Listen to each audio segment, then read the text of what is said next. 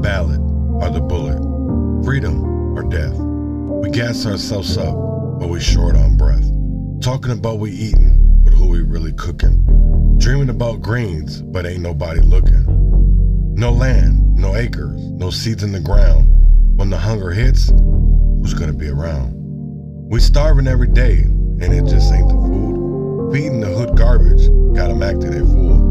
We flossing with rides, stunting with chains, but these bars we spitting just bring more pain.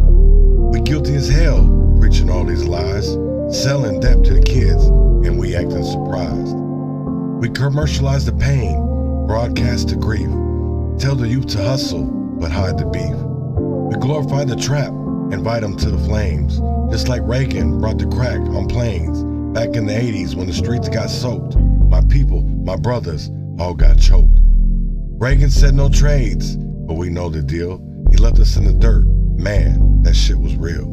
I was just a shorty watching it unfold, old enough to see how we got sold. War on drugs, but it was war on us. Cops on our necks, no love, no trust. They labeled us thugs, beast on the block, made us kiss the pavement while they cleaned our clock. Prison became business thanks to Reagan's game. Free labor is the truth in America's name. Slavery's dead, man. That's just a word. Read the 13th Amendment, it's still absurd. They lock us in cages, serving time for life. Double digits for wisdom, cutting sharp like a knife. I'm here to say, the chains in the air, it's time we break free, start showing we care. No more flexing for nothing, no more selling out. Good morning, good morning, good morning, good morning, good morning, good morning, good morning. And this morning we are talking about when the narrative backfires, racism, hypocrisy, and the politics of fear. So with that being said, I'm going to get into independent music. This is Gutta Gutta 100.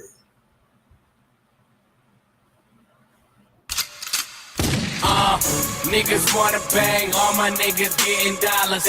Bitches wanna fuck just to be my baby mama. Put 100 on it, put 100 on it, I put 100 on it. Real niggas ballin', all I know is young money, money in the power. Bitches wanna fuck just to be my baby mama. Put 100 on it, put 100 on it, I put 100 on it. DJ Ill Will. Money falling out of my jeans. Double white cup filled up with the lean. Niggas keep talking, get hit with the beam. That's a permanent lean, and I ain't talking promethazine. I'm talking about emptying magazines and hitting up niggas and ripping up spleens. That's what I mean. I put on for my team. Y to the M to the CMB. Walk in the club and throw my money. I bet your bitch come see about me. Came in this bitch by 1 a.m. and me and your girl in my whip by 3. I'ma do me, you do you. Your girl do the same thing that I do. I'm fly from head to toe, from the snapback all the way down to my shoes. We be getting money while you boys just getting by. Running my paper through money machines and counting my green while I'm getting high. Niggas wanna bang, all my niggas getting dollars. Bitches wanna fuck just to be my baby mama. Put 100 on it, put 100 on it, I put 100 on it. Real niggas ballin', all I know is young money, money in the power. Bitches wanna fuck just to be my baby mama. Put 100 on it, put 100 on it, I put 100 on it. Real niggas ballin'. I'm in the race for the money. I'm going too hard to fall off. Treating my haters like bitches. I'm itching the middle finger. Fuck all y'all. Put 100 on it. I put 100 on it. My left pinky got a diamond cluster nugget on it. I serve you if you want it. Murder my opponents. Look me in my eyes. It look like murder, don't it? Large pistol turn a loud mouth quiet, and the shit that I'm dropping started down south riot, and the shit that you popping real niggas don't buy it. Boy, I'm getting to the money, I'm eating no diet. I walk up in the club and my niggas throwing up gang signs. One of the few that keep it real and rap at the same time. Niggas wanna bang, all my niggas getting dollars. Bitches wanna fuck just to be my baby mama. Put 100 on it, put 100 on it, I put 100 on it. Real niggas ballin', all I know is young money, money in the power. Bitches wanna fuck just to be my baby mama. Put 100 on it, put 100 on it, I put 100 on it.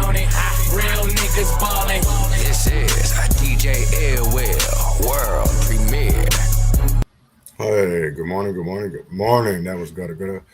100. And today I'm going to take a hard look at the hypocrisy of a loud voice in conservative media, Charlie Kirk. And I know a lot of people are going to say that I didn't know the guy or whatever.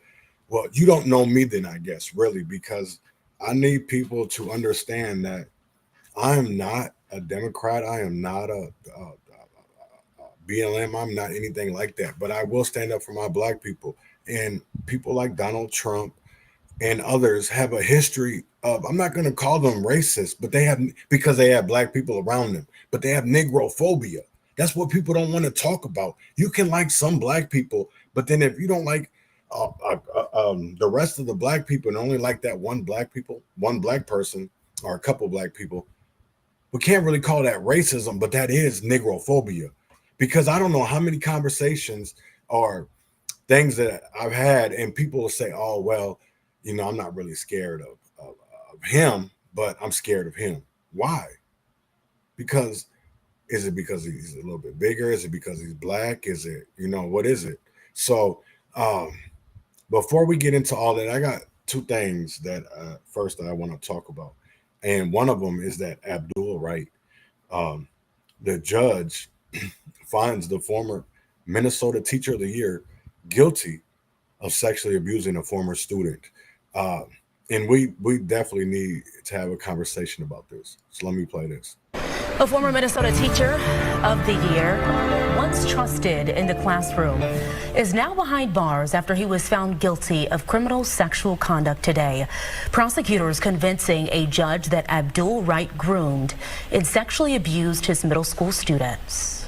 Fox 9 investigator Nathan O'Neill has been following this case for more than a year now and was inside the courtroom. It was a guilty verdict for former Minnesota Teacher of the Year Abdul Wright, convicted of sexually abusing his former 14-year-old student for nearly a year. The victim's father telling me that justice prevailed. Prosecutors say Abdul Wright abused his authority when he groomed and sexually abused a student at Best Academy in Minneapolis in 2017. I think that his status and him being Teacher of the Year really was the reason that a lot of people turned a blind eye. We previously spoke with the student at the center of this case, who testified during the trial that the abuse took place inside the classroom, inside Wright's car, and inside the student's family's apartment. In recorded conversations presented in court, Wright can be heard begging the student's mother not to report him to police. Please, please, I'm begging you. I'm begging you. I'm begging you from the bottom of my heart. I ain't never did no shit like that before.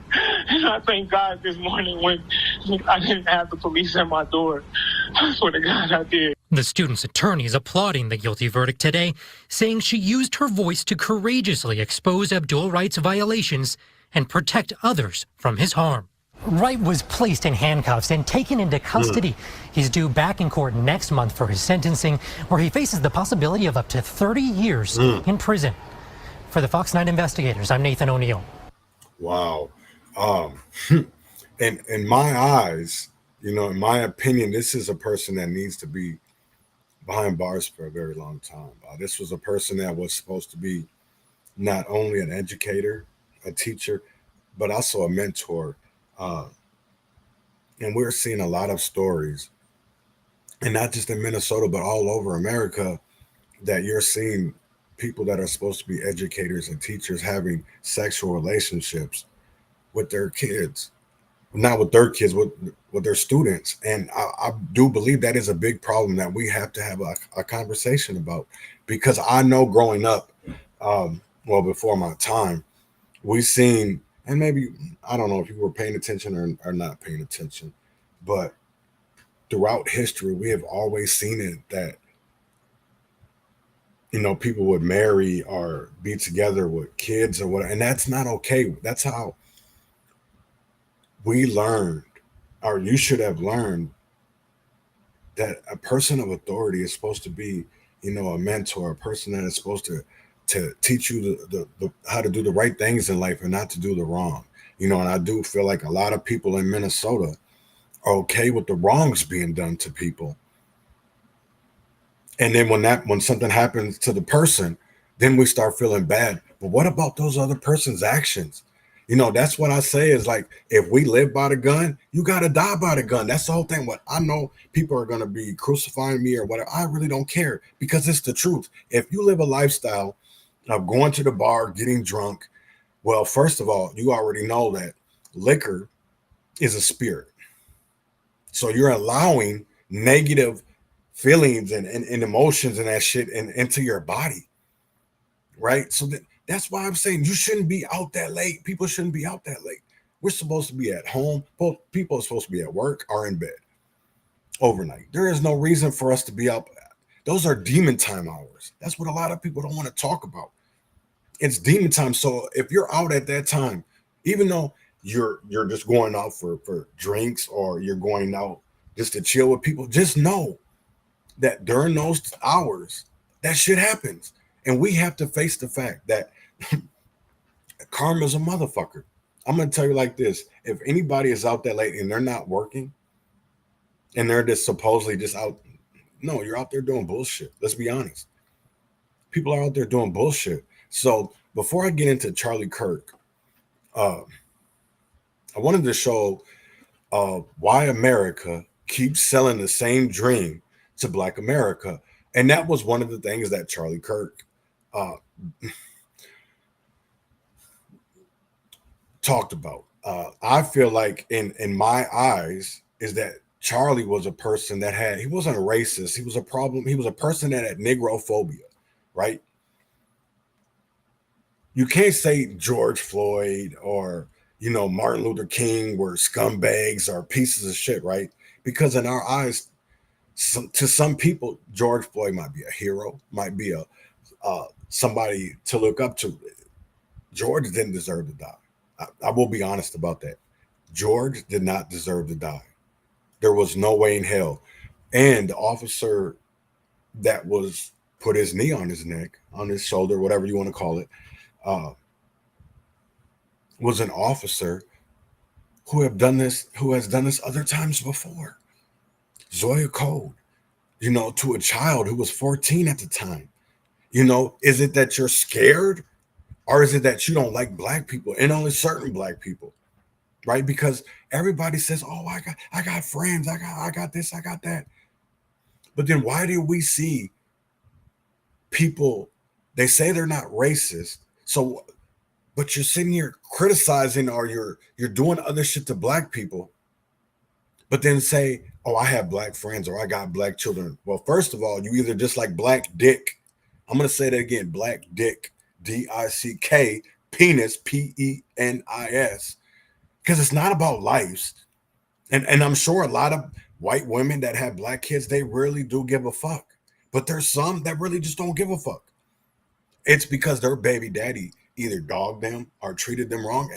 And there's probably a lot of other, you know, there's people that deserve that because that's what they did. We have to be able to stand up and admit our wrongs before we can ever try to change and get accountability, justice, truth, or transparency. Because there's not a lot of people that can look in the mirror and say, you know what?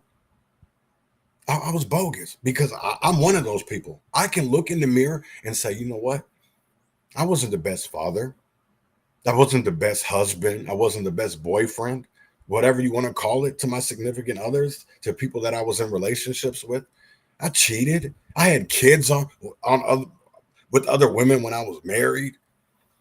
I mean, come on. I've lied to women about my name. How many people can sit up here and look in the mirror and be like, you know what? I was a part of the problem. But how am I still part of that problem when I'm calling out people that are still being a problem in our communities? Because there's a lot of people that can't look in the mirror. There's a lot of people that can't look in the mirror. And I really feel like Charlie Kirk and Donald Trump are two of those people. I'm not saying he was racist. I'm not saying that about Donald Trump. I'm not saying that about Charlie Kirk. What I'm saying is that they have Negrophobia. People have to listen to what Charlie Kirk was saying. They have to, you know what I'm saying? It's the same thing with You know, Martin Luther King, he wasn't a man that could sit here and defend himself, but he would sit here and call people scumbags. So that's really what I want to get into. And first, I want to show you why America keeps selling the same dream to Black America. And it's like they stick the knife is already in there, but they've only took it out 3 or 4 inches, but it's still, that knife is still there. So they're not healing it. They're putting a Band-Aid on it. They're putting a Band-Aid. It's not taking care of shit. And it's the same thing with poor people. We're in a class war. It's not about black and white anymore. It's about right and wrong. It's not about Democratic and Republican. No, it's about right and wrong. That's what it comes down to, right and wrong. It's not about anything else. It's about right and wrong. From Chicago, Illinois, please give it up for the future of hip-hop, Kanye West.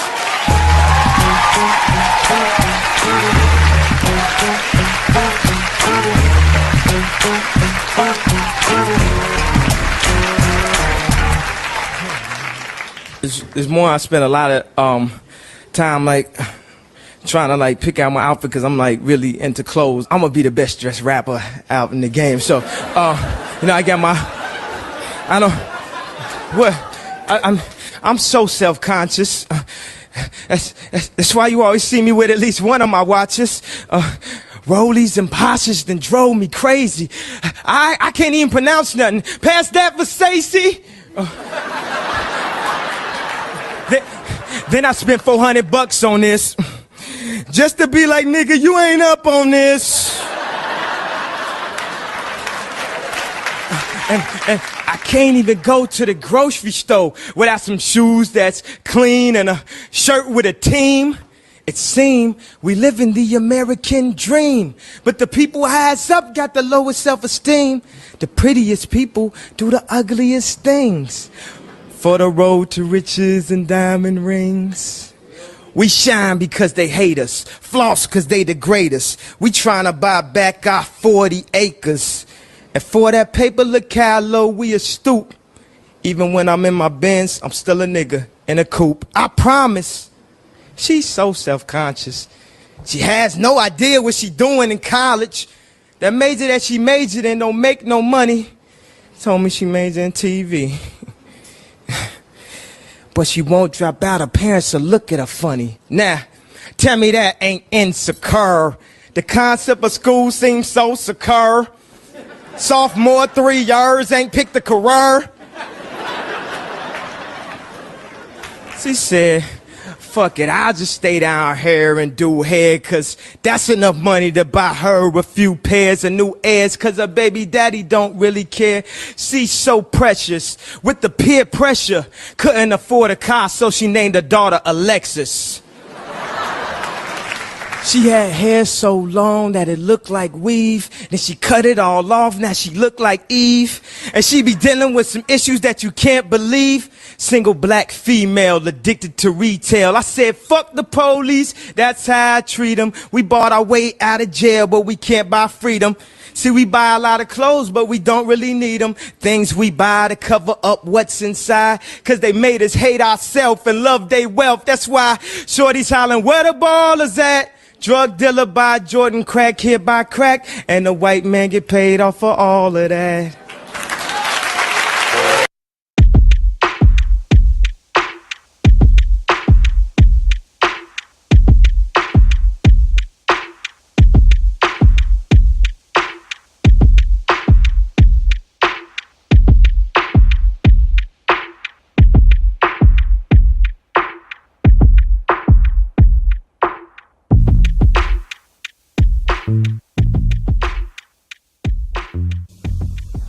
Lester here wears the same outfit every show, but I don't. So I start with Hager slacks. And for today's matinee, I'll add this Hager top. For the supper show, and at midnight, this great suit look. All outfits of Encron polyester double knit. Price so I can afford to look like a headliner. So why don't you buy me Hager slacks? Because Hager doesn't make them for dummies. Hager, America's best known name in slacks. Then let's move. In 1954, Ebony magazine founder John H. Johnson funded a promotional film bluntly titled The Secret of Selling the Negro Market. The short documentary was aimed at advertisers insisting that Black Americans were not only consumers, but an untapped market ripe for products. It showed Black Americans, professionals, housewives, and students as participants in the American consumer society, emphasizing the economic power of Black families. In other words, Black people were framed as a market niche that businesses needed to recognize. This film's message was revolutionary for its time. On the one hand, it challenged racist assumptions by showing smiling Black doctors, teachers, and mothers shopping and enjoying modern goods. But on the other hand, it packaged Black identity as a commodity. It taught white executives exactly how to sell to Black consumers, implying they had been previously ignored or patronized. In effect, the film declared, "Don't ignore this audience, market to them like anyone else," while still treating race as a marketing category. It literally instructs companies to sell the image of success to Black Americans, promising that embracing this new consumer power could be a boon for business. Here is what sales psychologists have to say about selling to the Negro. The secret of selling to the Negro is expressed in one word. That word is recognition. Now, there's nothing unusual about that. People want to be recognized. They need recognition. That's basic in all of us. But perhaps because he's had so little of it, the Negro needs even more. He needs to feel important and appreciated. This need is a very real and important one.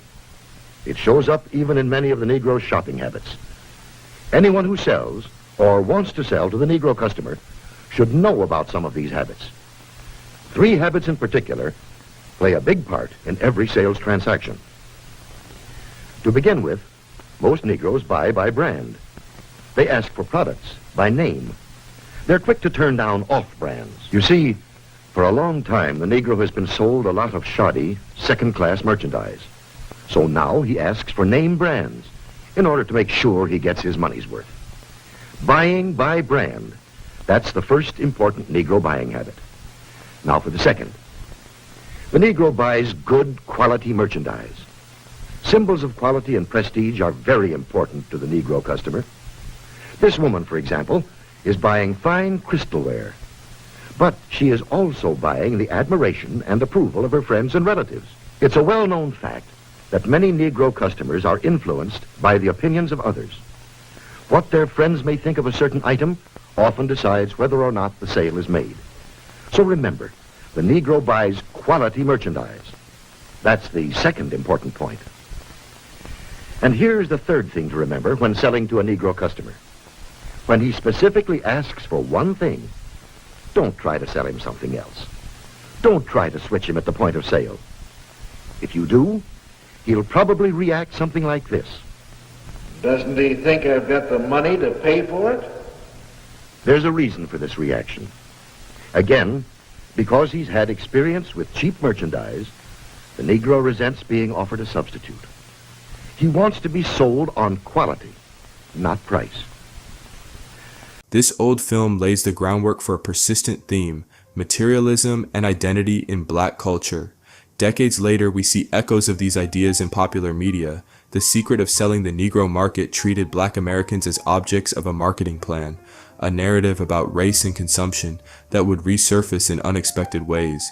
It treated progress as a market to be sold, and in doing so revealed a tension, celebrating Black success yet still controlling the narrative for commercial gain. This film's confident assertion that the Black community had spending power foreshadows how advertisers, corporations, and even Black celebrities would continually wrestle with race, wealth, and image in American culture.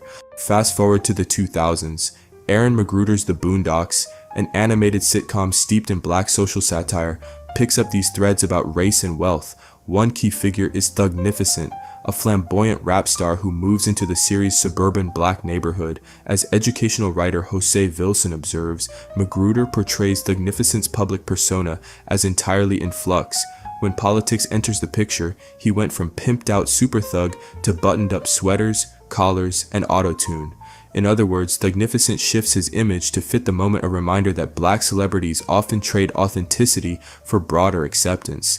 This mirrors selling to the Negro's lesson: identity can be reshaped for the sake of success.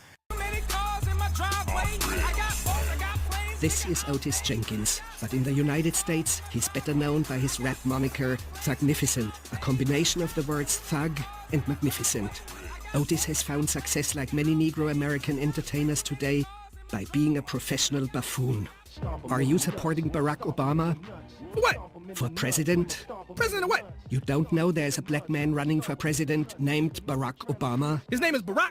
For real? Barack Obama, yes. Get the fuck out of here, Barack! Yes, Barack. Where's he from, Africa? His dad was African, yes. You can't be serious, man. There ain't no nigga running for president named Barack Obama. No fucking way, man. No fucking way. I don't believe you. Stop fucking with me. I sit down once again with Thugnificent, who appears to have undergone a political awakening since our last conversation. So, you know who Obama is now? Oh, no, I knew who the nigga was. I was just joking. You were not joking. You jumped on the Obama celebrity bandwagon because it will give you much needed exposure. No, see, it ain't got nothing to do with that. You know what I'm saying? I started looking into his political positions and his policies and views and whatnot. What policies? Well, you know, I heard the nigga speak, right? And he was talking about changing some shit, hoping for some shit. And I thought, yeah, I mean, you know, all niggas asking for is hope. You can sit on your ass all day and hope. If you're too lazy to hope, you was a lazy motherfucker. That's all I know. So I'm thinking that this is gonna be my new look. Oh, that's the way to go. I mean, I feel like it's more grown up, you know? Like, having tighter clothes is definitely gonna make people take me more seriously. Before we change the world, we gotta change ourselves first. I mean, this is the new, colorless, flavorless, and unscented era. Like, from now on, I'm calling all my niggas Obamas. And all my bitches, I'm calling Michelle's. I mean, think about it. If you was a bitch, right, would you rather be called a bitch or Michelle? And what about bitches named Michelle? Man, you make a joke. I'm trying to uplift my Obamas. You see, Bill, I consider myself a black leader now. And that means helping Obama and doing anything he asks. Oh, yes, I can hear you're concerned for the state of the world in that song you did about stomping people in the nuts. Oh, that was the old me. Everything's different now. I'm much, much, much more politically aware and stuff. Really? Well, name the 3 branches of government, then. The what? Come on, black leader. It's 4th grade social studies time. What are the 3 branches of government? Let's see. They got the main branch.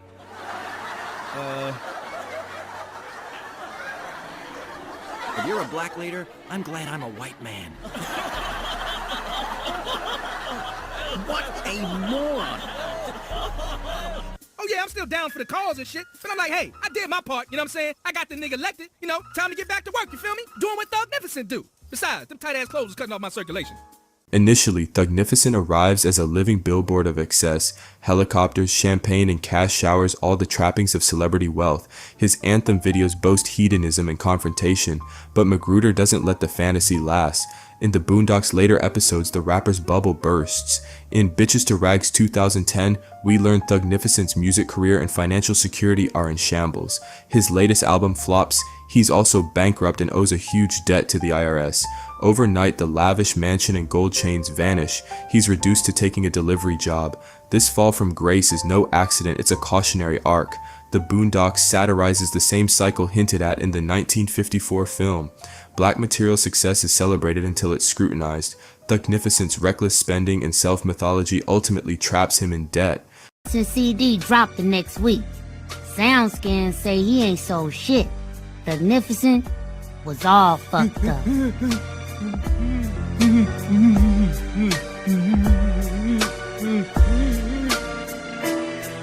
Yo, it's Thugnificent. You know what? Matter of fact, it ain't Thugnificent. You know why? Because I ain't feeling too Thugnificent right now.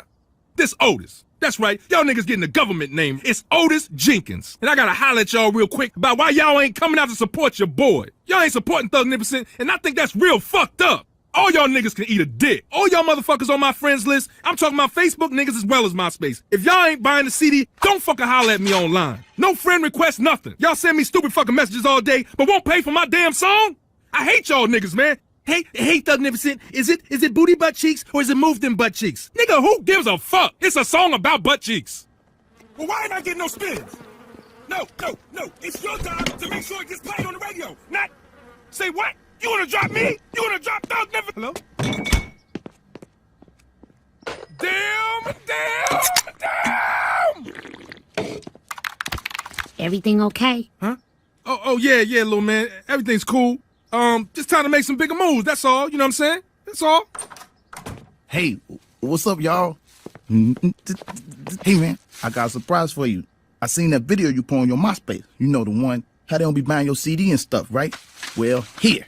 I got them the day after work. I spent my whole check. But I want you to know I support you, man. See that? Look at it. What the fuck do I need several copies of my own CD for, Leonard? Come on, man. We can't afford for you to just be throwing money away. I didn't throw it away. I bought it. You didn't. And that remind me, man, I don't know what we gonna do, but I don't think I could keep supporting us off my Wendy's check. Oh, here we go. What you trying to say, Leonard? Huh? How long did I carry you, nigga? How long did I pay the bills in this motherfucker that you living in? See how niggas forget? You see? You see how niggas forget? No, Thugnificent is that I only make like $7.50 an hour. And the mortgage on this place is like $12,000 a month. So I did the math, and that means I have to work like 82 hours a day. So I went in, asked the manager for some overtime, and he said he couldn't do it because it's a good company policy. You just started here. Who you think you are? Be lucky with the hours that you get. Cindy's pregnant and she has to work. And I was like, well, Cindy, so I tried to figure that maybe I could work 2 jobs at the same time. So I was like, maybe I could be on the phone doing some telemarketing and work on like some art and sell art out of the back of Wendy's. Oh, man. Why me?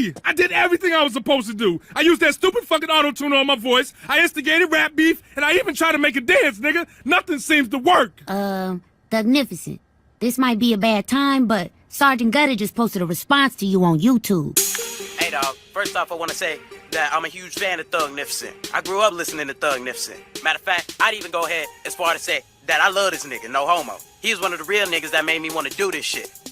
But fuck this old-ass nigga, man.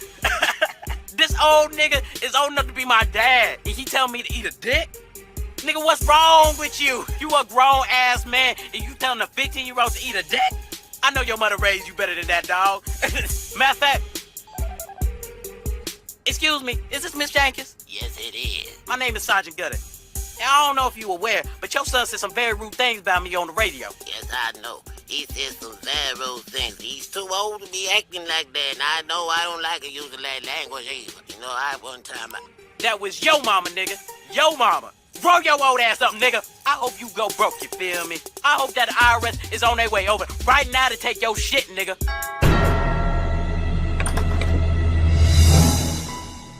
Whew. I believe this is the gentleman you're looking for. Otis Jenkins, we're here from the Internal Revenue Service. Toodles. Damn! The Boondocks storyline riffs on old marketing tricks. Thugnificent began as a larger-than-life caricature, exactly the kind of persona advertisers used to promote products to black consumers. By showing his rise and fall, Magruder highlights the absurdity and emptiness of those stereotypes. Huey Freeman even chastises Thugnificent for trading dick riding for real substance. Magruder's satire suggests that black identity is too complex to be packaged as thug shit, and that image alone will not protect you. In short, Selling to the Negro sold the idea that skin-deep imagery could signal economic power, but Thugnificent's storyline shows that without substance and community investment, even the blingliest success is fleeting. On an episode of HBO's Def Poetry Jam in 2004, a then-emerging artist named Kanye West recited an original poem that would later become his breakout single All Falls Down. In that spoken word piece, Kanye directly connects wealth to racial history and pressure. He opens with a confession of insecurity. He's so self-conscious, he spends extravagantly on clothes and jewelry to prove himself. Then he pivots to a broader truth: black people shine because they hate us, floss because they degrade us. We trying to buy back our 40 acres. This line explicitly references Reconstruction-era 40 acres and a mule the government promise of land to freed slaves that was never kept. By buying expensive goods, Kanye implies, African Americans are subconsciously trying to reclaim what was stolen by demonstrating status. Let's see what one of us exiles, in the person of Oscar Brown Jr., has to say about his condition. While we're on that subject, I'd like to take this opportunity to present the following open letter that was pressed into my hands for special delivery by a man on my street. And John, he come now. If I'm not mistaken, I once read, back during that short spell I spent in school, where every slave set free was supposed to get the forced slave and 40 acres and a mule. Now, ain't no telling how much work was done by my ancestors under slavery's rule, but sure as hell the total got to run at least 40 acres and a mule. Now, I'm not saying this to see folks sweat, because I'm not bitter. Neither am I cruel, but ain't nobody paid for slavery yet. about my 40 acres and my mule. We had a promise that was taken back. And when we hollered, it was hush, be cool. Well, me, I'm being rowdy, hot, and black. I want my 40 acres and my mule. Don't tell me not to get myself upset. Don't look at me like I'm some sort of ghoul. Just answer quietly, when do I get my damn 40 acres and my mule? No thanks, I'll take my own self out to lunch. No thanks, I'll dig me my own swimming pool and lay and play around with my own bunch. If I get 40 acres and a mule, 'cause interest gotta go on just like rent. I may be crazy, but I ain't no fool. 100 years of debt at 10% per year, per 40 acres and per mule. Now, add that up. Ooh, look at that. No wonder y'all call great-grandma a jewel. Yeah, just pay me that and call the whole thing square. Yes, Lordy, 40 acres and a mule.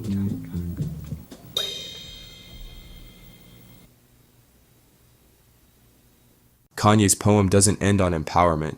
It underlines a painful contradiction. He points out that even if you in a Benz, you still a nigga in a coupe. In other words, no matter how much wealth a black person accumulates, they still face racism and are seen the same way by society.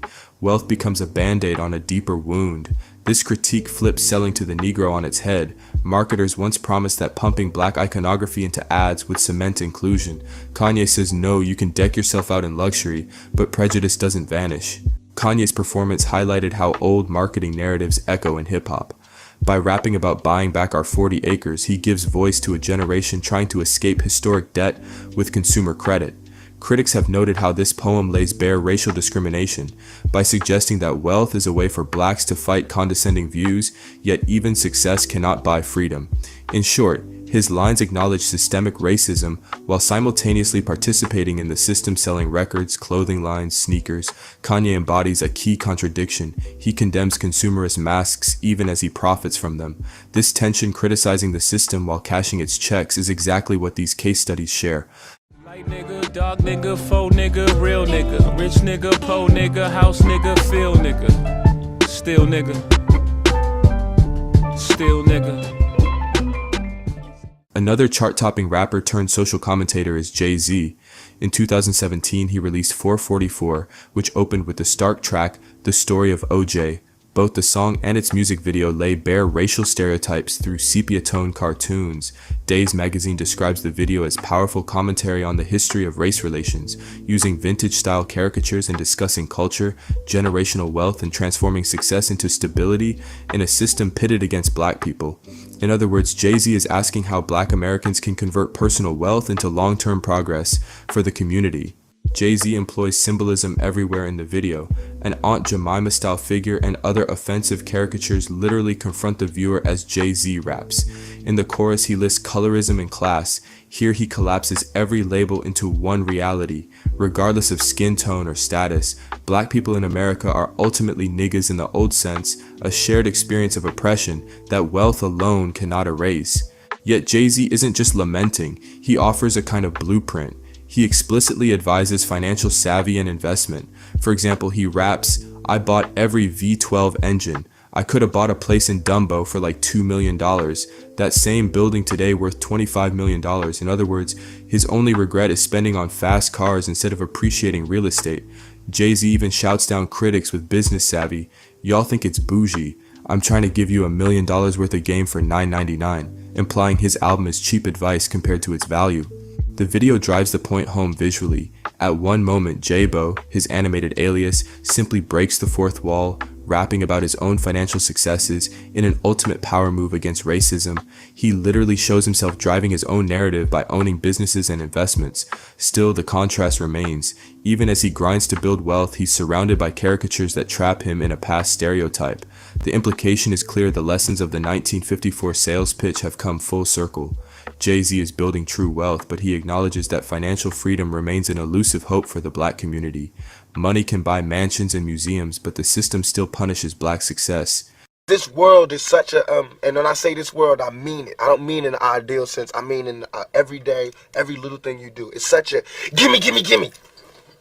Everybody back off. You know, everybody's like, you taught that from school, everywhere. Big business. If you want to be successful, you want to be like Trump, gimme, gimme, gimme, push, push, push, push, step, step, step, crush, crush, crush.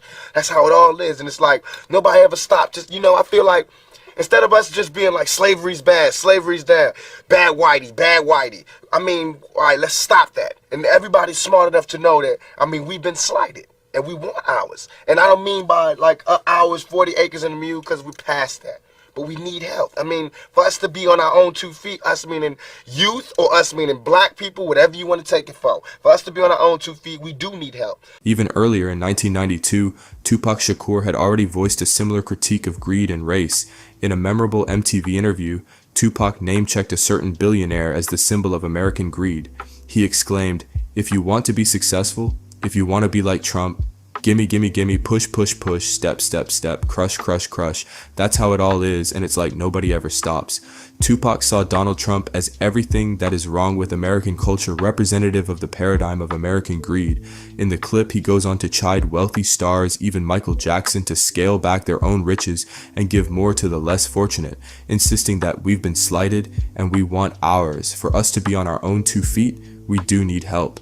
Tupac's message was a kind of hip-hop counterpart to the Ebony film. He was calling out the same gimme-gimme mentality that promotes endless consumption. By linking Trump long before he was president to rap's vocabulary, Tupac highlighted the ugly truth that music culture and Wall Street can share the same priorities. One of the macro narratives of hip-hop culture in the early 90s was pushback against what we now call the 1% and individuals who were able to make a whole lot of money on the backs of individuals without giving assistance. I think Tupac nailed this. In other words, Tupac anticipated a conversation that resonates today. Criticism of systemic inequality even as rappers themselves climb the wealth ladder. Across 7 decades and many mediums, a clear pattern emerges. The 1954 documentary urged corporate America to court black consumers, packaging black families as willing buyers. The Boondocks satirized a rap mogul who seemed to embody that exact marketer's dream, until his empire collapses under the weight of debt and ego. Kanye West's poetry and Jay-Z's music remind us that black artists can use their platform to critique the very system that elevates them. Rappers who tout status symbols while acknowledging that status can erase racism. Tupac's words from the 90s show that even as hip-hop celebrates material success, its conscience often points out the perils of avarice. Each story holds a mirror up to the others. The smiling housewives in the 1954 ad film reappear in the cut-rate glamour of a cartoon rapper or a music video, or in a stage poet rapping about sneakers. The commercialized idea of the black consumer has become a script that black culture alternately enacts and subverts. And in each case, there's the same uneasy undercurrent, criticism of a system while riding its profits. The Magnificent lambasts the neighborhood, then embarrassingly begs for a job. Kanye raps about racial uplift while hawking fashion. Jay-Z spits financial advice as he continues to invest in the status quo. Tupac stands at odds with the Reagan-era dream he also thrives in. Ultimately, these cultural pieces force us to ask, have things truly changed, or have the old messages just been repackaged? If selling to the Negro proclaimed in bold terms that black Americans were buyers in the American dream, what does it mean when a Boondocks character and 2 decades of rap lyrics essentially say, but even with that power, we're still not free? The cycle seems to loop.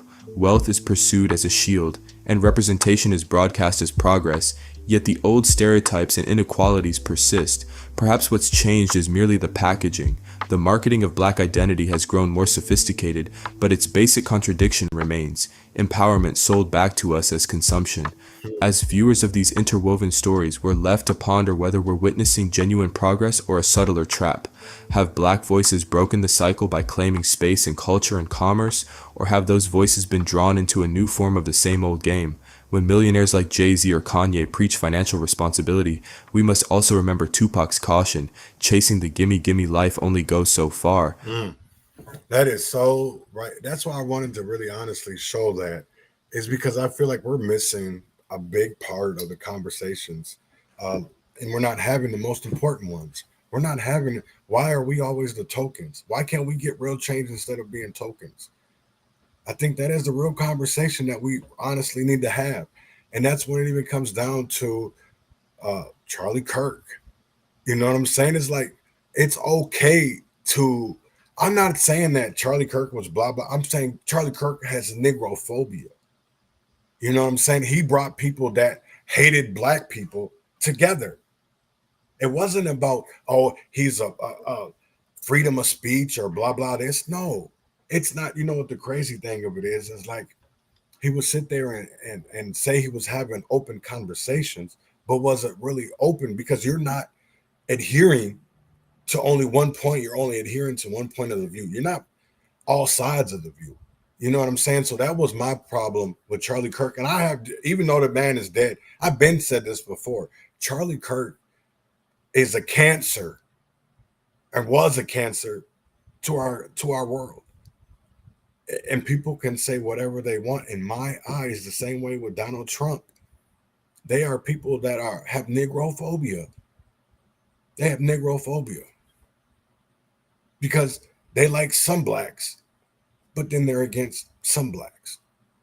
So how do you say that you're for everybody, but you have a hate in your heart for people that are oppressed or don't have opportunities in their area? Because we have politicians or we have people that say they work for nonprofits that are supposed to better our communities, but they're being fraudulent. They're being very wasteful because they're making sure that their lives are better. So they're making sure that they have their 40 acres and a mule. But what about the rest of everybody? Because it all comes down to generational. Let's be honest. It comes down to generational.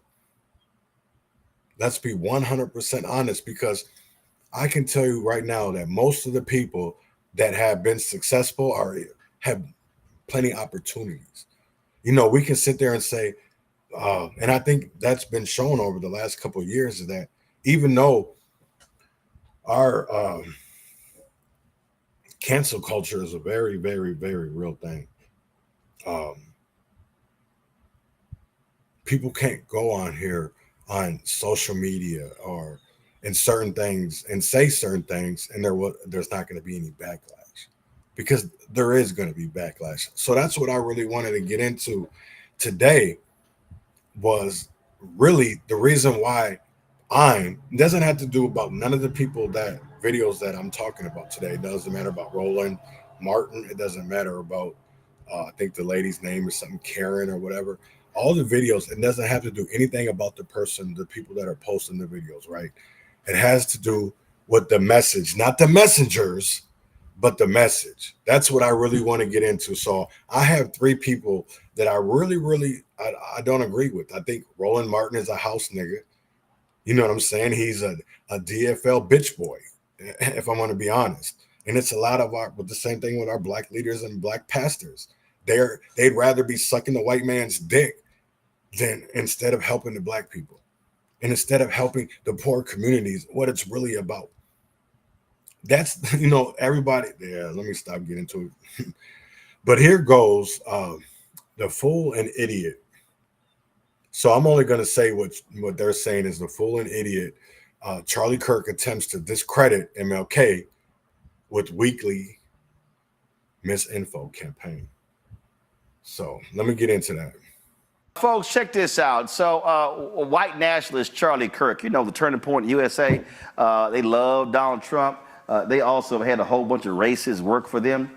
These are the fools who initially had Candace Owens, you know, that clueless fool, working for them as well. So check this out. This fool, Charlie Kirk, now says he's going to come out and every week discredit Dr. King because he believes that the Civil Rights Act should never have been passed, and that, as they say, it ushered in a permanent DEI-type bureaucracy. And so check this out. Kirk, he says in his quote, we're going to be hitting him every week. Yeah, on the day of the Iowa caucus, it's MLK Day. We're going to do the things you're not supposed to do. We're going to tell the truth about MLK Jr. You better tune in. Blake has already been preparing. It's going to be great. Oh, who's Blake? Well, this person here says, Blake is an apparent reference to Blake Neff, a producer of the Charlie Kirk Show in 2020, Neff resigned from his job at Fox News as Tucker Carlson's top writer after CNN revealed he had been making racist posts under a pseudonym. No shock, Michael, that Charlie Kirk would have a racist working on his show. No shock at all, because birds of a feather flock together. And when this idiot, Charlie Kirk, puts out his misinformation about Dr. King, African Americans or responsible African American media, like right here on Black Star Media Network and on the African History Network show, we need to tear his ass up and hit him with the facts and evidence, okay? Because these people going into 2024 now, they're going to continue to lie and spread misinformation, and we have to shut them down at every step of the way. And here's the deal, and John Quell, I mean, the reason I wrote this book, the reason I laid out In White Fear, and I said all these things were going to happen. Their goal is to attack any and everything that has been beneficial to black folks and others. That is their aim. Mm-hmm.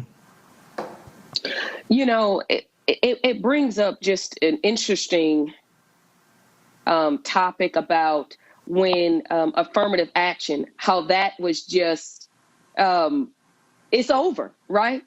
That set us back 124 years.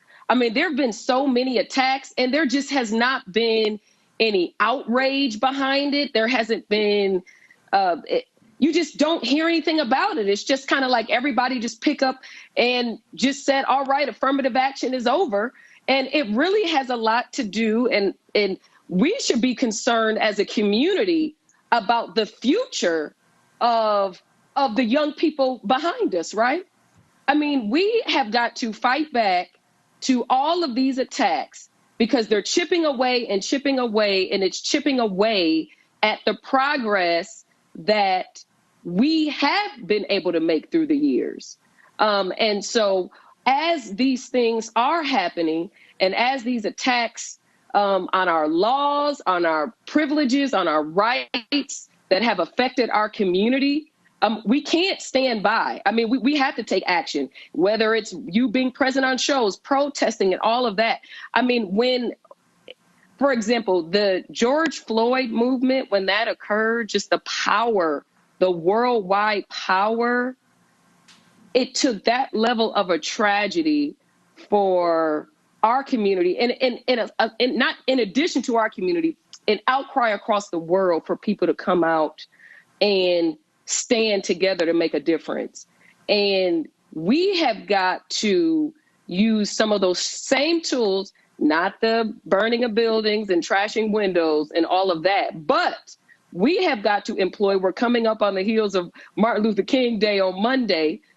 We have got to, as a community, work together to fight back against all of these attacks on our community. Well, bottom line is, let's be clear, a lot of that you had folks who were insurgents who were in that. In fact, in Minneapolis, it was a white supremacist who was outed as starting fires there. So they love to try to blame Black Lives Matter for that, but that's what we also had happen in a lot of this. But you're absolutely right. It is a question of mobilizing, organizing to fight back. That's why we keep saying on the show, there is a very clear and well-funded attack against not just affirmative action, not just DEI, but any and everything that has been able to assist African Americans. And so we're seeing it happen right before us. A new year for a new you.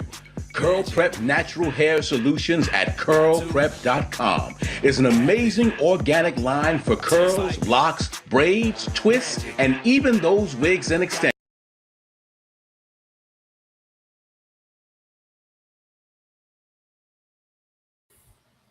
I want to, good morning, good morning, good morning. I also want to,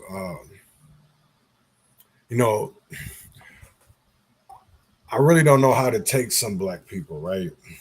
And I find it, even, that's the crazy thing, because I've been getting some comments about my whole Charlie Kirk thing. That wasn't to me a person that could bring, and I'm probably not the person either, because I really do feel like there is black people like Walter Hudson or Lisa DeMuth or aka Kamara, who despise black people. Let's be honest. Those black people despise black people because, first of all, they're not for black rights. They're for a whole nother type of person, right? A person. So that's why I don't see them as people that can be uniteful, because first of all, you have to look at what they've said. How can we look at those type of people? Because every time something bad happens, especially when it's a black person who does it, and there's crimes or anything committed in our areas, these people were hateful.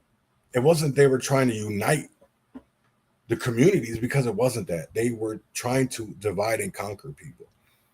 Let's be honest.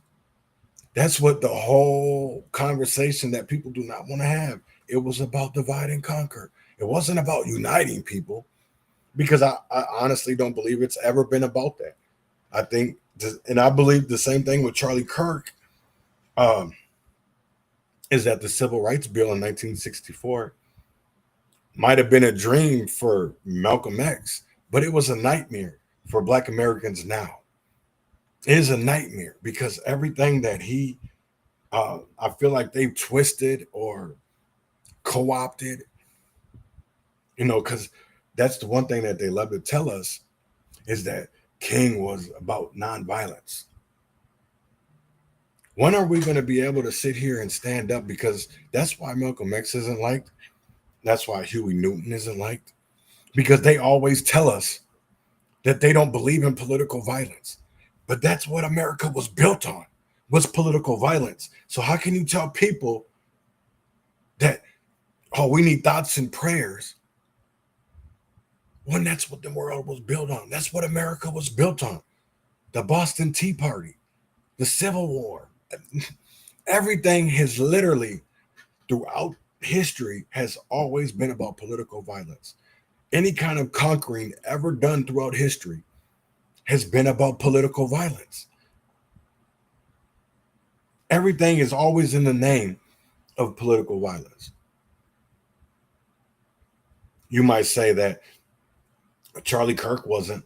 I will tell you like this, that people say that I probably don't know Charlie. I will tell you like this. I'm sure Charlie had a conversation in his mind that for the things that he talked about, that he would have had a target on his back. And if he didn't believe that, then we really have an issue. Because I will tell you like this, is that we're in 2025 and we cannot sit here and look the other way and not think about that political violence that a lot of people think is the answer. We can talk about thoughts and prayers and going up to the state capitol and doing prayers and doing vigils, but that's not going to work. That's not going to solve anything going on in our communities. That's not going to bring people together. That's not going to unite people. It's not. Because there are so many wrongs being done that nobody wants to look in the mirror. Nobody. It's just like with the whole Charlie Kirk thing. They're sitting here. 2 people have already been arrested, but I can definitely tell you they've been released. I think the first guy, the old guy, he got an obstruction, but the second guy was released. So it's like, I will tell you like this, is that people have to believe that if you don't think that the things that you talk about are not going to, somebody out there doesn't think, agree with, that they want to put hands on you or they want to put some kind of violence, you got to expect that. And I honestly believe that Charlie expected this is the way he was going to die. And that's the one crazy part. I think Martin Luther King believed that. I think Malcolm X believed that. Fred Hampton. We get into this knowing that people are probably going to take our lives. And that's what I really don't get. And it's like, so here they said how a right-wing provocateur is using race to reach Gender Z. So this is in Mankato. Charlie Kirk stood 80 miles from where George Floyd was murdered, faced an overwhelmingly white audience, and declared he was going to say things no one dares says out loud. What followed was an avalanche of aspirations and debunked claims about Floyd, the black man whose death at the hands of a Minneapolis police officer set off a global reckoning over racial injustice and broad calls for change. But the white conservative agitator, had a counter view. Floyd was a scumbag, he said, unworthy of the attention. Now, this is where I want to say this, right?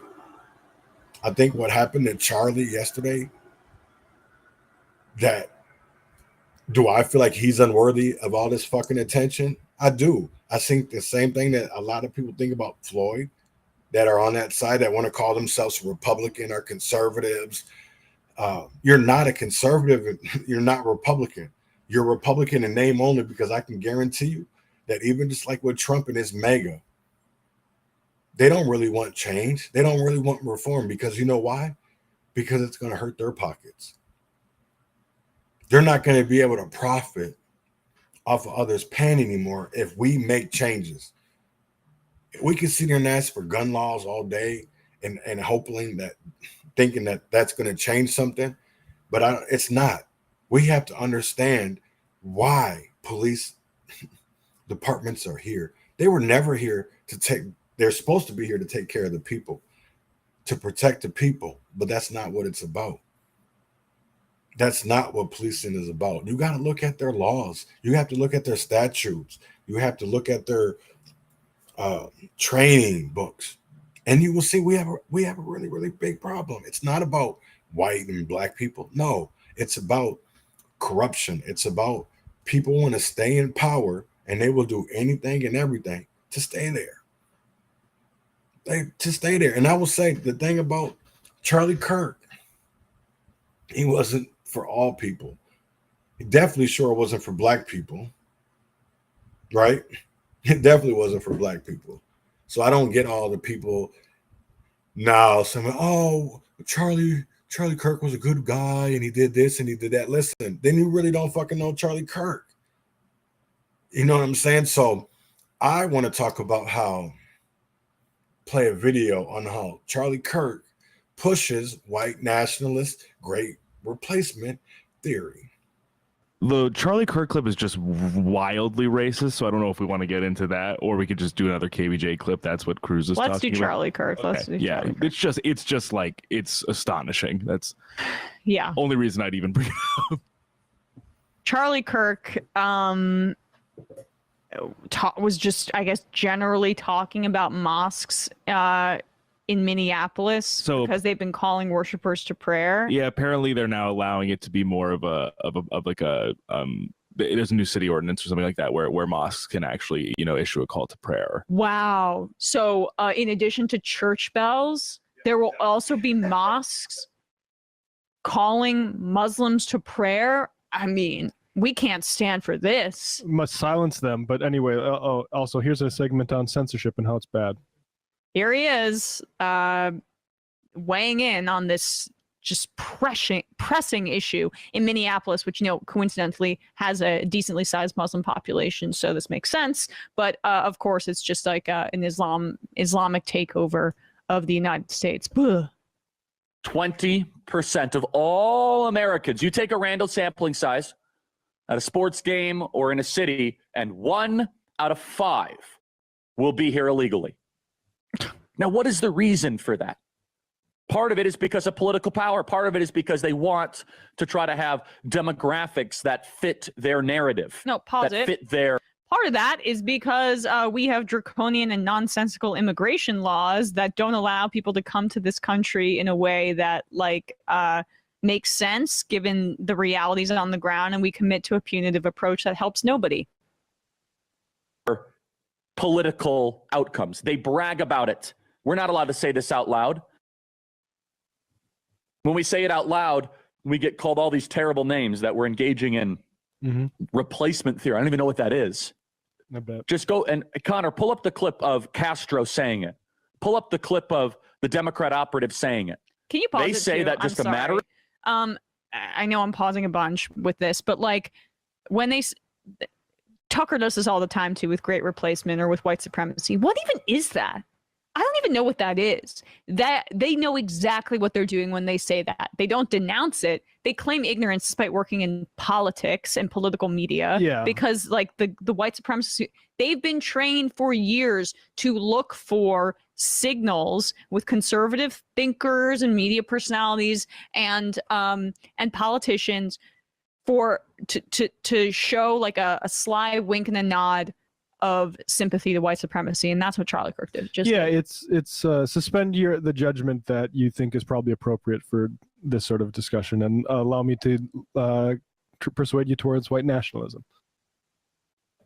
They say that just a matter of time, because of the open southern border, Texas will become a blue state and the country will be permanently transformed. But it's beyond that. They're not just trying to transform the politics, they're trying to change the type of thing that we are. Change or replace, the type of thing. Right? They want you to get used to living amongst foreigners. Now, immigrants can be a wonderful benefit to a society. But when it's too much, now is too much.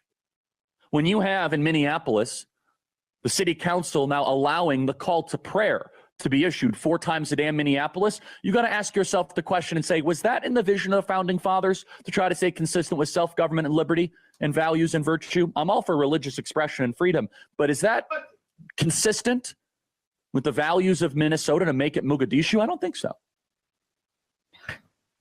Make it Mogadishu. So when you have unrestrained immigration, both legal and illegal, the thing that we are starts to change. Change or get replaced by those immigrants, right? Welcome to Candace. Yeah. Yeah, dude. So that's another. So when he said the vision of the founding fathers, this is why invoking the founding fathers as a rhetorical device is not a useful exercise, because mythologizing them, it serves reactionary right wingers who already want us to like return to a certain vision of society. And then, if you have like an amorphous vision of what the founding fathers wanted, it's going to trend towards whiteness, and it's going to trend towards like the colonists and the capitalists that founded this country, right? Like that would be their vision. And so right wingers use that to extrapolate and exclude certain people from our society. I mean, yeah, that was just like, it was just a little too obvious, Charlie, dude. Like, if you're going to pretend and plead ignorance on Great Replacement and then proceed to go on a racist rant about Muslims in this country, you might just want to take a few seconds in between those things to sell that you have no idea what you're talking about when you hear Great Replacement. Yeah, I mean, it also it mythologizes them in a way that even gives them less credit than they could be getting. Like Thomas Jefferson, who I'm not a fan of for a lot of reasons we've discussed even recently on this show. But with regards to like religious freedom, like he owned a Quran, and the letter to the Danbury Baptist was all about how we need to like protect religious freedom. And so I think that I don't know how he would have felt about a call to prayer. That's not really my. That's a kind of mildly humorous thought experiment, not something I would base whether to allow people to have religious rights on. But like, what is religious expression if it's not like ringing church bells or a call to prayer like that? And I also just want to say, this is why I, unlike some people on the left, don't dismiss the amount of like sort of far right white supremacist sort of stuff churning around there. Is my experience looking at the way like 10 years ago, so on like Facebook news page comment sections, the amount of anti-Muslim sentiment in Minnesota is absolutely horrifying. Like, it's honestly, it feels like a lot of those folks want extermination. That you talk about, like he said, makes that Mogadishu joke. You see these folks, they say things like Somalia and stuff like that because of all the refugees and stuff. And it is some of the most rancid shit I've seen in my life. And Charlie wants that in his audience. It reflects itself on a national level in the way that Ilhan Omar is treated, given the fact that's why they hate her so much. Yeah. she is a national figure for that kind of bigotry. See, and I don't understand that, because in my eyes, you know, they're basically the same people. Charlie wanted white people, and Ilhan Omar, and I think they want Somalians, Omar Fatah. It's not about American first. It's about their nationalities first. And so I don't understand how people can say that Charlie was try to bring unity to people. I don't honestly believe that the guy was about that. You know,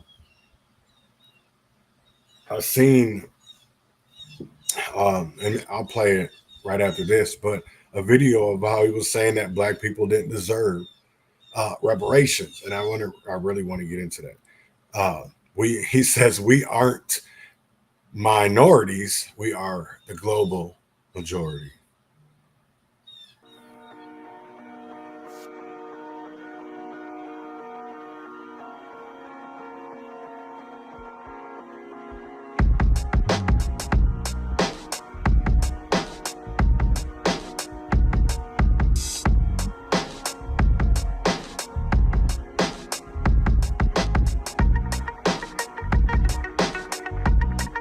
Now another Boeing plane, the nose wheel of a Boeing 7. We were just talking about Boeing yesterday.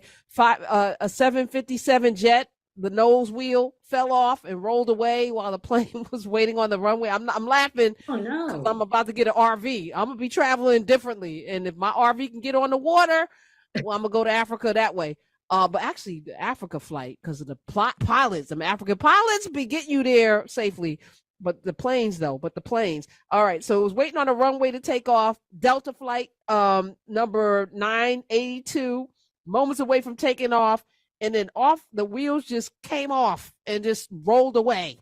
172 passengers were like, what the hell? 2 pilots, 4 crew members bound for Colombia. And yes, so Boeing again. And what we got out there again, Elon Musk saying is DEI, saying it's because black pilots, saying it's black engineers, because Boeing let black people come into the space that black people still only make up, I think, less than 15% of 94% of airline pilots are still white. And then you got Charlie Kirk and his band of mediocre white men saying that they don't feel comfortable on plane. Let me just play this clip, and I want to hear from both of you as well as the audience. And that's why I think this United story and the DEI story hits so hard, because we've all been in the back of a plane when the turbulence hits, or when you're flying through a storm and you're like, I'm so glad I saw the guy with the right stuff and the square jaw get into the cockpit before we took off, and I feel better now. No, I mean, like, you want to go thought crime? Like, I'm sorry, if I see a black pilot, I'm going to be like, boy, I hope he's qualified. Well, that's the you wouldn't have done that. You wouldn't have done that before. That's not an immediate. No, you wouldn't have done that before. That's not who I am. That's not what I believe. It is the reality the left has created. Oh my God, that's Charlie Kirk. Turning Point is his organization. He has millions of followers. He has weird gums too. He's only 30 years old, but somehow he has been elevated, a dropout, a person of limited abilities, very mediocre, but has this big platform, Turning Point USA, moving and driving, and has the audacity to say out of his mouth when he gets on an airplane and sees a black pilot, he's not comfortable. What is this? What is going on? For the record, 94% of pilots are white, and 98.2% of human error in aviation happen at the hands of those white pilots. Those are facts. And we don't win World War II without Tuskegee Airmen. Let me just say that. America does not win World War II without them. I'm gonna say that with my full chest.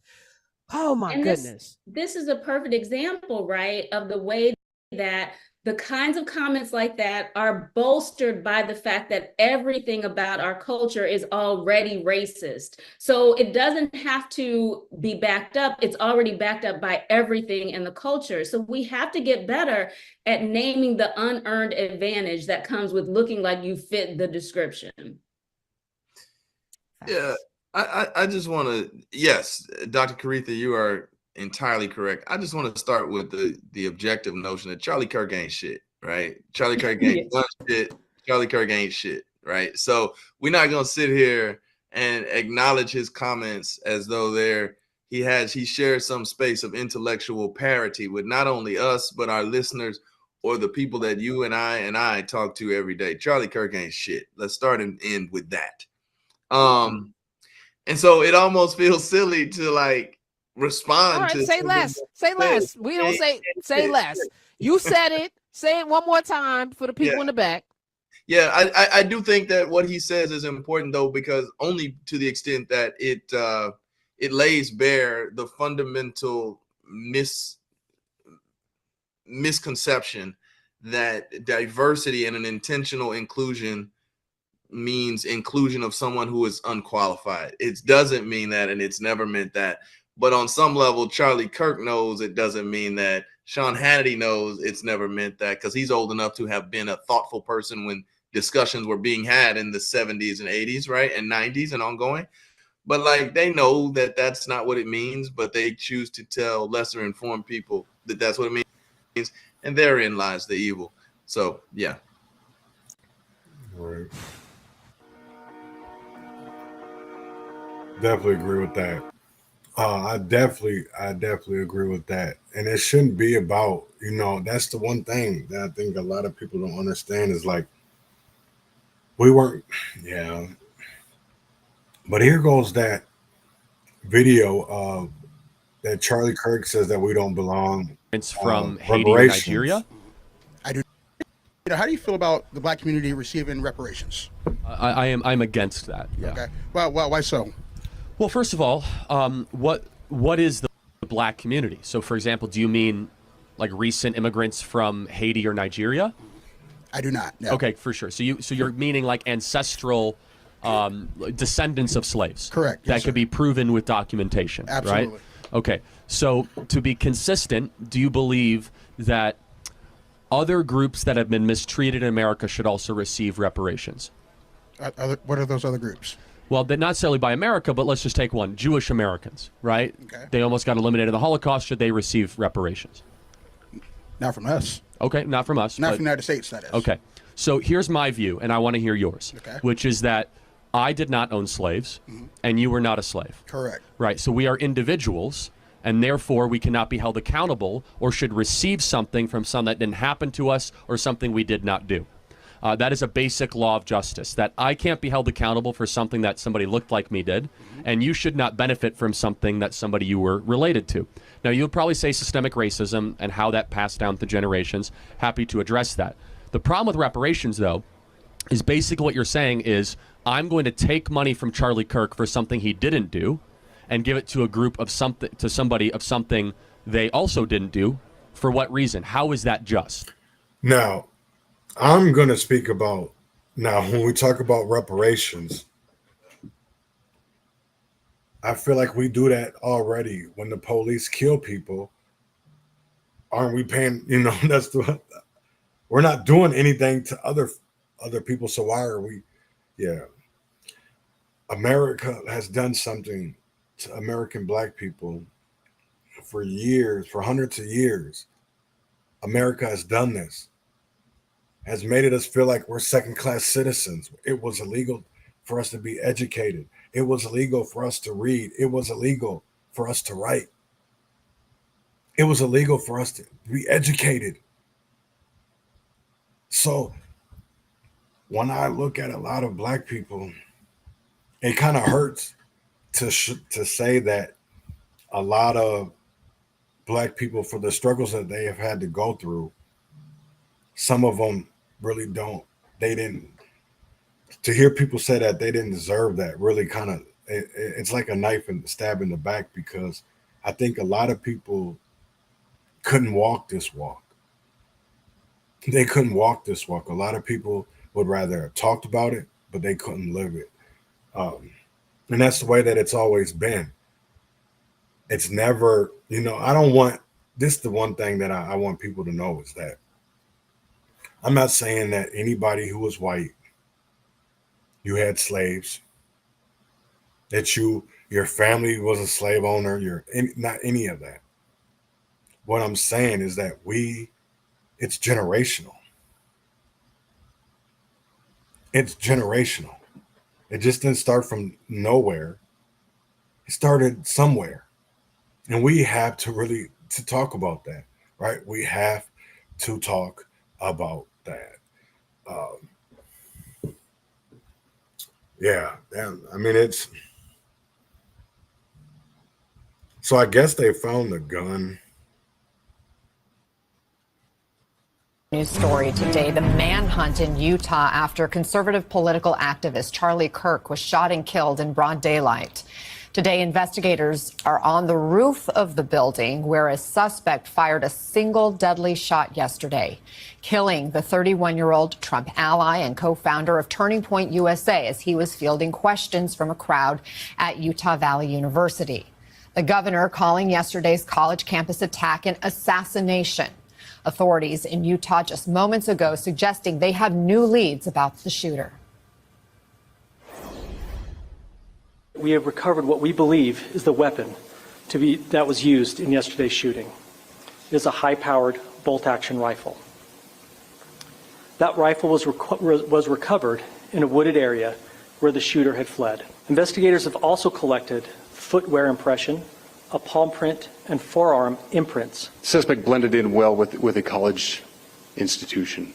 We're not releasing many details right now, and we will soon. But right now we're not. But that individual appears to be of college age. Charlie Kirk was instrumental in cultivating support for the MAGA movement, specifically driving up support for President Trump among younger demographics that Republicans had struggled with in recent years. Let's go to NBC's Aaron Gilchrist on the scene in Utah for us. Monica Alba is back with us from Washington, and we are also joined by former D.C. Chief of Homeland Security and Intelligence, Danelle Harvin. Aaron, what more did we learn about the investigation and the ongoing manhunt? Well, Anna, we learned from investigative leaders here that they are starting to pull together the elements that they will need to be able to track down the suspect in this shooting. We heard from the head of the Department of Public Safety here in Utah, the state police effectively, and the leader of the FBI office in this area. And they did indicate that they've been able to look at, for example, video from homes in a neighborhood surrounding the university, the neighborhood where they believe the shooter ran after the incident yesterday afternoon. And they say that they've been able to start collecting footage to see someone that they believe is the person that they're looking for in this case. At the same time, as you noted, we know that they've also been able to recover a rifle in this incident. They described it as a high-powered bolt-action rifle that was found in a wooded area near the university, presumably near the neighborhood where we saw the suspect run, along with those footprints, foot impressions rather, and other things on the scene there. So this is all going to aid in the effort investigators are making right now to figure out exactly who that person is and track him down. I want you to hear a little bit more from the folks who ran the news conference here earlier today. Listen. We do have good video footage of this individual. We are not going to release that at this time. We are working through some technologies and some ways to identify this individual. If we are unsuccessful, we will reach out to you as the media and we will push that publicly to help us identify them. But we are confident in our abilities right now.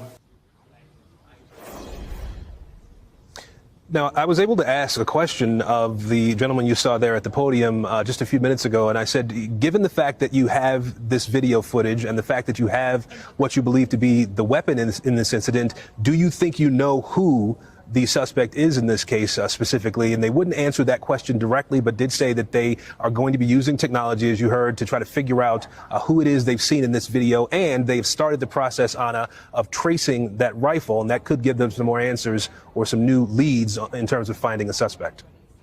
Danelle, why not release the video footage and images of the suspect, given this person is still at large? Yeah, this individual could actually be watching this show right now. And if they understand that law enforcement is close to them, that may change their pattern of evasion. The fact that they have the rifle is going to yield so much data, as a previous commenter just said, not only where it was purchased, who purchased it, but there's physical data on that rifle. It could be fingerprints. Man, that's crazy as hell. I hope they do find the killer. I can tell you this. I think he honestly was not a black man. There was white on white violence. And this is something that we need to, at one point in time, discuss. We need to discuss the true reality, not narratives, not some bullshit that is made up. We need to sit here and have open and honest discussions. And no bullshit, you know what I'm saying? It needs to be heartfelt discussions. So I'm gonna get up out of here.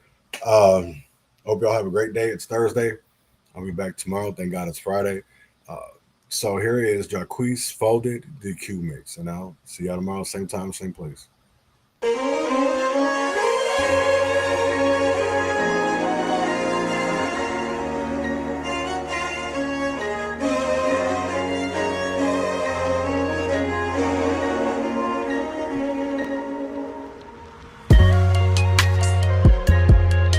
Kulane.